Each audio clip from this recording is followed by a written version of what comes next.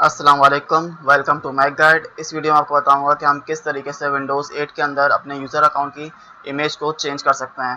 जैसे आप देख रहे हैं यहाँ पे कि मेरे पास अभी ABC के नाम से एक यूज़र अकाउंट क्रिएट हुआ है और इसकी इमेज जो है वो बिल्कुल ब्लैंक आ रही है। मुझे इसकी इमेज चेंज करनी हो, किस तरह करूँगा मैं?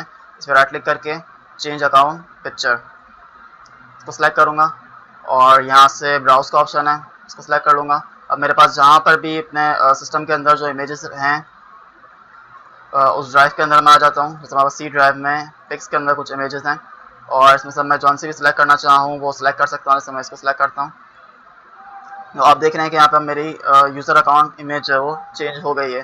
तो इस तरीके से हम विंडोज़ 8 के अंदर अपने यूज़र अकाउंट की इमेज को चेंज कर सकते हैं। ये देखें, अब मेरे पास यहाँ पे चेंज हो गई है। मैक के नाम से जो है दूसरी आ रही है, इसकी मैंने चेंज कर रखी है और यहाँ से इसको भी चेंज किया हुआ है। तो इस तरीके से हम अपने यूज़र अकाउंट की इमेज को चेंज कर सकते हैं विंडोज़ 8 के अंदर।